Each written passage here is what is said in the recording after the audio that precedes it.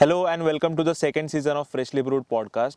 In last season, we discussed how notes are built into coffee, and in this season, we are going to see how brewing method affects the coffee taste.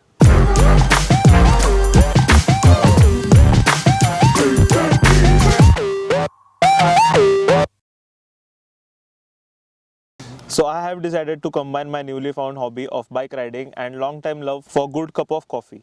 We are here in Lonavla today, and with me I have my mentor, my guru and good friend Samir Belwalkar. Welcome to the podcast, sir. Thank you very much. How's the coffee? It's great. It's great. It's not the first time I've had it, but in this setting and combined with a bike ride, I think it's bringing out better notes in the coffee. Yeah. So we've tried Moka pot today and we're having it without diluting the coffee. So for me it's too strong and the sudden taste, but it's pure taste. Correct. All the coffee notes I can taste. Yeah. And this is Ethiopia. So if this is too strong for you, so I have at least 4 to 5 of these in a day. So now you know the secret of my energy. Some citrusy notes. I can definitely taste chocolate. Yeah. Chocolate is definitely Chocolatey there.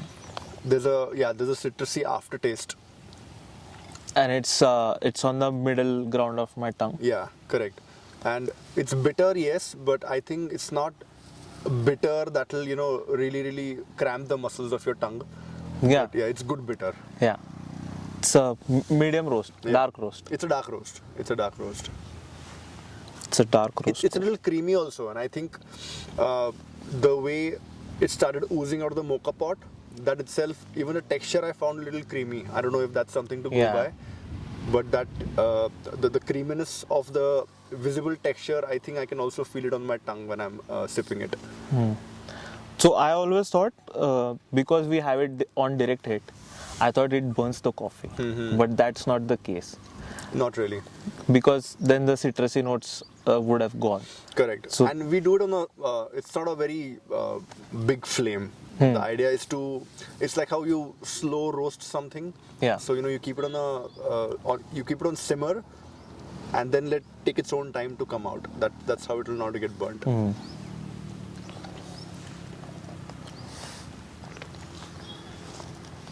So I remember my first black coffee in your studio only. Yeah. When was your first black coffee?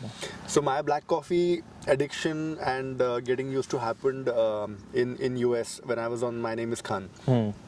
So we used to have very early call times, 4 a.m., 4:30 a.m., 5 a.m. And we were staying in downtown San Francisco. That's during the second schedule.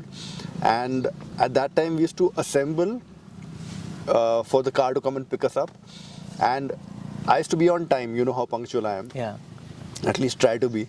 So when everybody used to wait there at the entrance of the hotel, there used to be a Starbucks which used to be open 24/7 right across the street, and I always used to see all these local Americans gather over there and pick up a cup of coffee in the morning. So after 2-3 times of not going there, I finally said, okay, let me also get a cup, just to blend in and just to feel like I'm a part of the pack. So I went over there, and initially my drink used to be cappuccino, very safe, sweet. Yeah. And then later on, everybody over there used to drink black coffee. So then I said to myself, this is something I should probably try and see what it is all about. Of course, I've had black coffee, but not like an espresso, not made out of beans. Mostly it used to be Indian Nescafe. mostly it used to be instant coffee. Instant so coffee. For Indians, mostly I would say the definition of coffee is instant coffee. Unless you go down south and you're getting into filter coffee. Yeah. So that's when I got my first cup of Americano, and then it started growing on me. I hated it initially for obvious reasons, but then later on it started growing on me, and medium roast turned to dark roast, Americano turned to espresso, single shot changed to double shot changed to espresso macchiato. So yeah, then have been exploring ever since. And now whenever I travel a lot.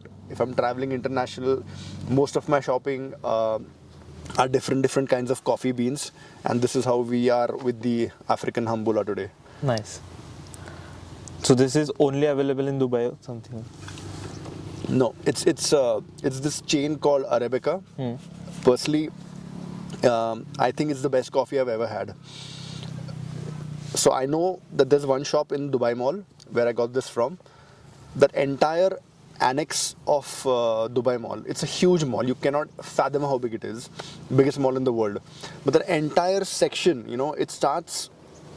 it's got this beautiful aroma, at a certain point, and it is so good that you just get hypnotized and you're just following the trail, like where is this coming from? And then that's how, I ended up in Arabica, and it was the best looking coffee, best looking cafe, and an amazing, variety that you get over there. Second thing, how did you get into bike ridings? How did I get into bike riding? So I've always had a passion for bikes. I could never really afford them. All boys, mostly. Correct. So I think it started with my dad gifting me my first RX 100 as my 18th birthday gift. Oh. Yeah. So at that time it was a bike to have. Later on it sort of got a cult status. But then that was my first bike ever. And then later on I landed up with my friend's Royal Enfield Bullet, which is a 1961 model. I was lucky enough to have it because he rode it down from Hyderabad, and I think he got jaundice, and after he recovered, he was too weak to even start the bike, and he said, I want to sell it off, and I got it in $15,000. Oh, but at that time, the one you still have, the one I still have. Amazing. So, but Indians, we usually ride bike for commute. Correct. How did you get into just ridings and? So I think for me it was more about trying to push your limit, trying to do something which not many people are doing. I think a lot of people can afford cars. A lot of people can afford those same bikes that I have or any other people have. But actually to have the spirit and to have the determination of actually riding that bike across states, across countries, it takes a totally different mindset. Correct. And I think you either have it or you don't have it. I don't think you can actually develop it. You can try and develop it, but I was lucky enough to have it. Okay. So after I did my first bike ride, which was a short ride to Lavasa, after I got the Triumph Thunderbird Storm, I realized that it was a great experience from the point of view that you are actually in touch with everything around you when you're on a bike, and that was a very exhilarating experience. So then it just followed. A short ride became longer rides, the longer rides became even longer rides, and now I really aspire to even do cross country at some point in time very, very soon. So Lovely. Yeah, that's how it started. So the recent workshop was with Tiger Holler. Yeah, correct. So I did just to correct my riding style, to know what's to be done, what's not to be done, settings. I had a lot of questions. I always do. Front brake or rear brake. Yeah. Then how do you maneuver the bike? Do you hold the tang in between your legs, or do you have your knees outwards?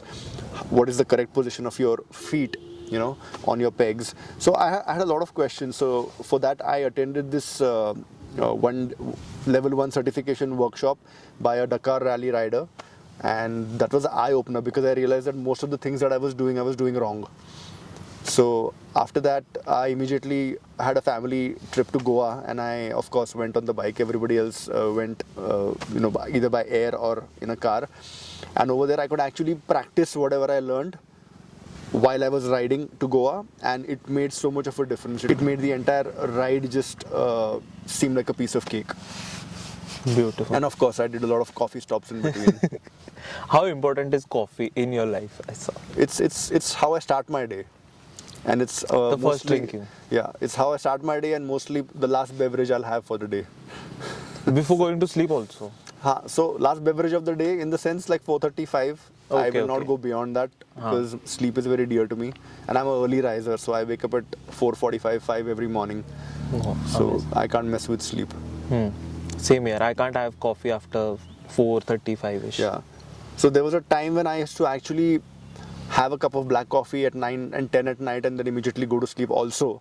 But now I can't do it. Maybe it's the age, but yeah. All been there. Yeah. We have also done this.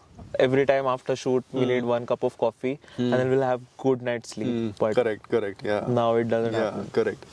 You tell me, how is the whole coffee thing grown on you? So it started with the studio thing only. First I saw you drinking black coffee, then saw Mrugank drink black coffee. So You must also remember our friend Piyush drinking black coffee. No. So he tried drinking it a couple of times, and after that he was like, "Nahi sir, मेरे लिए cappuccino ही लेके आओ." I remember Sunny doing this. MP connection. MP connection. Maybe it's the MP thing. थंड आल्यावर पण चांगली लागते. Amazing लागते. And there's no aftertaste. हाँ. Aftertaste It's is pleasant. citrusy, chocolatey. Yeah. It's not sour like how Sumatra is. Correct. I think Middle Eastern coffees have that citrusy flavor anyway. Yeah, definitely. I'm guessing it's the water over there is the soil that the beans grow in. Yeah, correct. They absorb everything that's fed to them. Correct. So that's how I think it makes a lot of difference. Watch episode 1, single origin coffee. Now I don't think I can go through the day without having coffee, but I try to limit myself with just 1 cup of coffee. But yeah. So Otherwise, I get an insane amount of fatigue throughout the day. I at least need one. And I try to, so I'm an early riser as well, and I'm a morning person. So in the morning, I'm always fresh. So I don't need coffee first thing in the morning.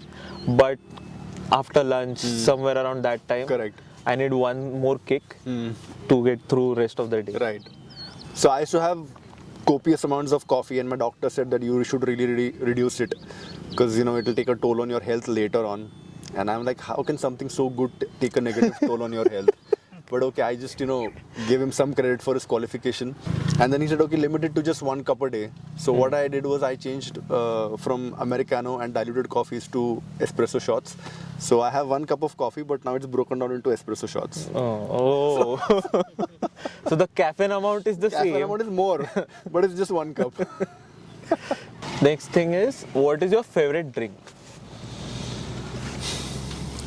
Apart from coffee or just the coffee only. You don't drink gin, Tonic. scotch.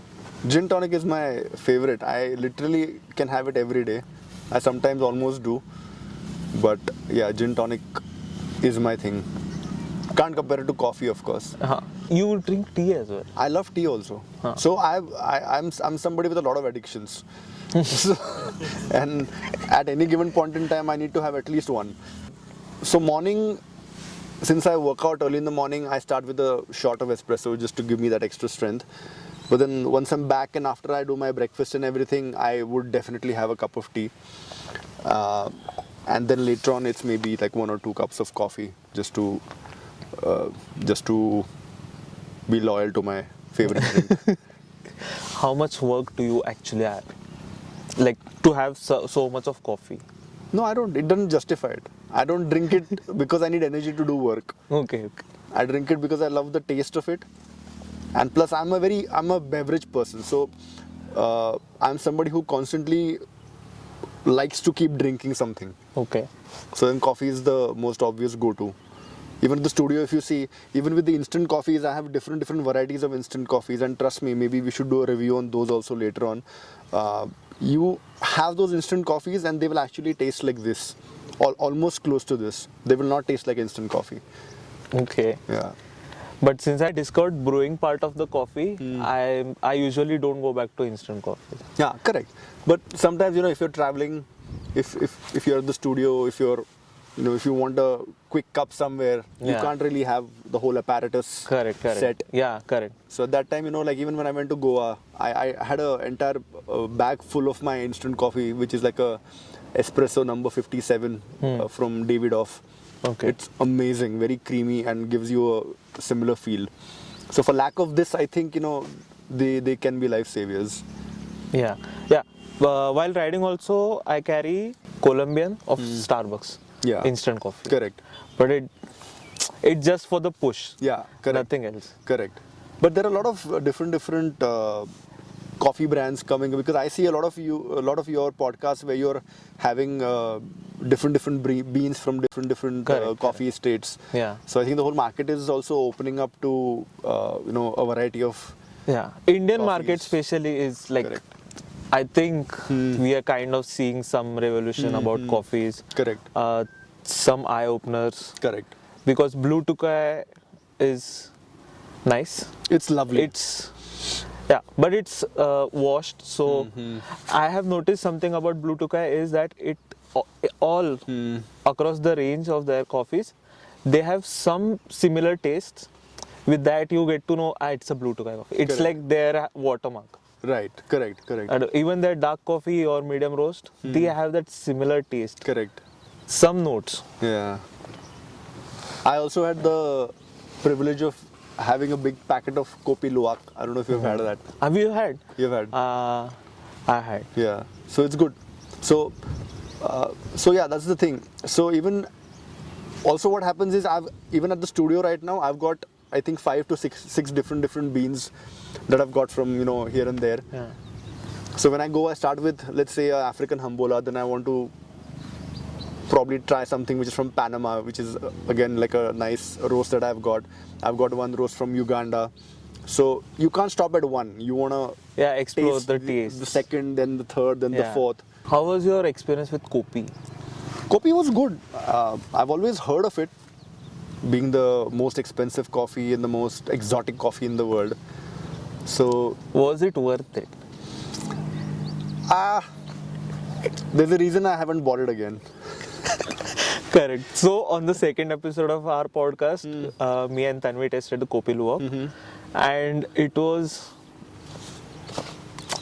Yeah, it was like coffee. It was like coffee, but the thing is, I've had better coffees.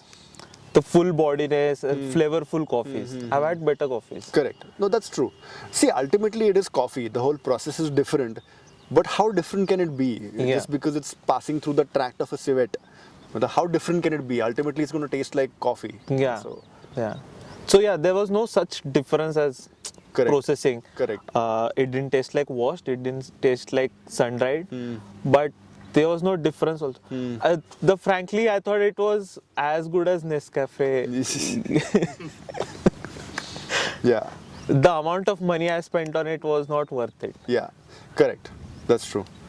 2,500 cup for a cup. I don't remember. I got the beans again, so I don't remember how much I got it for. But yeah, it was a bomb, but I had to try it. Just for the sake of trying it Correct, also, correct, yeah. See. exactly. Just like I have had to. Like, Correct. I think it's a good coffee if you want to drink it and then you want to brag about it on social media. Yeah. Okay, I've had Kopi Luwak. Yeah, Then it's a good thing because people will know that you're doing something different. Correct. But the thing is, again, Indians don't know much about Correct. this kind of stuff. And recently, India has also started to produce Kopi Luwak. Okay. So people wondering what is Kopi Luwak that we are talking about and almost bragging about and also not bragging about, you can watch the second episode where he's covered Kopi Luwak in detail. So, what is your favorite coffee bean? Now that we're on Kopi. As in the roast you're asking me? The favorite coffee beans, like the one we are having today. I think this is the third time I've got the African Hambola. Okay. So this is something that I keep getting again and again. See, it's like alcohol. You will normally have one drink, then go to 2 drinks, then go to 3 drinks. So with coffee, I think what happens is you start with normal coffee, then you go to a medium roast, then you want something darker, then you want something which is even more dark. Correct. So I think this is by far the most bitter and full-bodied coffee that I've had. It is very flavorful, and even in cold temperatures, like room temperature, it tasted as good as Correct. hot. Yeah, and like we discussed, there's no bitter aftertaste. It's pleasant in It's your. chocolatey and citrusy Correct. aftertaste. Yeah, it's still pleasant on your palate. Correct. What is your favorite brewing method? So I like French press because I think the fact that the coffee powder, the beans actually marinate in the hot water for that long, for me, even psychologically and even on my palate, I feel it really extracts the entire flavor out of it. Correct. So it's in contact with the hot water more. So I think I derive more out of the coffee through the French press. So yes, Less efforts also as well. less efforts also. Yeah. Because pour over, you have to have paper. Correct. Hot Exactly. waters, Exactly. Hot Yes. pouring. Yes. Thing. The filter paper and Yeah. all that. Very hard to get those filter papers. Yeah, also. correct. French press is great. I love French press. I also like the Moka pot, but I think I lack a little impatience over there. to grind the coffee, then to pack it in that in the filter, then wait for it to brew and give you that. Correct. Any coffee related experience you want to share? Like what? Coffee related experience. Everything happens around coffee only. Not our kind of coffee. People's definition of coffee is very, very different. Correct. Most of the people, I make them taste my coffee and they literally, I think their jaw gets into a spasm. So, not even the tongue. And I always make my family try my coffee and they hate it. They're like, "Tu mati pito hai, sir. He mati hai. This is mati." Like they have tricked you into drinking mati. That's how they all go. And everyone, I'll fill up a cup of black coffee and I'll force everyone to have a sip. I'll trick them. This has got sugar, this has got caramel, this has got vanilla. And when they have a sip, I think for the next half an hour, their entire jaw is a little crooked. So it's a good beverage to even play pranks with. Correct. So while coming back from Ooty, so when I went to Ooty, I went from Bangalore, but when I came back from Ooty, I came from Mangalore. Okay. So as a part of coming back from Mangalore, I crossed Coorg and a lot of coffee estates over there. So I was pressed for time, so I didn't really have the time to stop and taste and experience the estates. But if we plan a ride just to a coffee estate, I think it will be really, really awesome. Yeah. There are Ethiopian, there are a few estates there. Correct. But they are very far away from each other. So like we have to plan for only one estate. Correct. Or then long ride. Correct. Yeah. So now I literally have a bike for every occasion, every purpose. So you tell me let's go up in the hills, I've got something. If you tell me let's go, to the coffee estate on a plain or a plateau, I've got something. So you decide, we'll go. So this BMW, where do you plan to go on riding it? So I got the BMW because she's too beautiful. Yeah. I don't really Not intend to denying take her for very, very long rides. It's mainly something to just... So when I got the bike for the first 2 weeks, it was parked in the front yard of the studio. So I had to reach the studio, make a cup of coffee, sit on the bench and just keep looking at her. So that was the bike was solving, or the bike was for that purpose initially. So I wouldn't want to take her too far, in the sense bad roads, challenging roads. Yeah. I've got other bikes for that. Correct. But this is like for a short ride here and a short ride there, like how we did this today. I think the ride you went right now to Indore, I think was your longest and your best, or have you had better? No, longest and the best. The last, before that, we went to Goa, rainy season. Horrible experience. Rains, I hate. So riding in rains, I really like. I enjoy something like it takes all the attention and it takes more effort to ride in rains.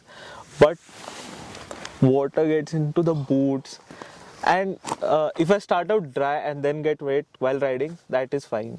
I don't want to start already drenched in the water and then start riding. Correct. That part I don't Yeah. know.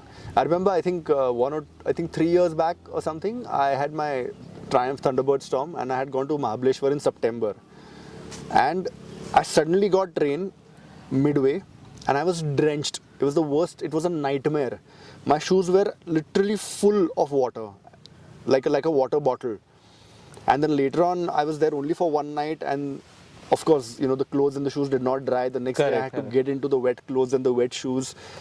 And I really vowed at that point in time that I'm never going to ride in the rain. It's really bad. Only that part I hate. So starting drenched, putting on drenched shoes and then going on a ride. Correct.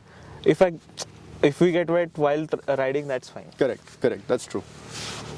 But I would try and avoid that also. Because riding, monsoons in our country means a lot of chikhal and a lot of ghan. Correct. So, We have windshields. yeah. Our bikes. Your Tiger also has. Yeah, it does. But all your gear, it just gets dirty. And, I keep my bikes extremely clean. I clean everything myself. Correct. And I have a OCD that, I really can't tolerate even a speck of dust anywhere. And the Tiger is so difficult to clean because it's got so many corners and so many crevices and so many areas which are so difficult to reach. And I can see the mud over there, but I can't reach it. Imagine what it does to me. Same here. What do you like in terms of terrain? Same. Roads? I like good roads. I want Good to be roads. comfortable. Riding anyways is not very easy. It's very challenging mentally, physically. On top of that, why do you want to add bad roads to it? Correct. Bad roads, as in as a part of India, we have bad roads, but not off-roading like this, not dirt. And I really like twisties. Yeah, me also. Cornering and stuff. Cornering and stuff I really like because bikes handle Yeah. very nicely. Now with all my training, if I would have got the Tiger today, I would have actually ridden all over the place. Yeah. Plus my bike is not meant for off-roading. Of as course, well. yeah. It's a cruiser. Correct. So that's a wrap on our first episode of second season, and we'll be exploring more brewing methods this season. So subscribe for more. Thank you for coming on the podcast, sir. Pleasure. It was long due. Yeah. I was waiting for second season for you only. Oh, great. Fantastic. So It's a good start. yeah. Always. Chalo. Bye.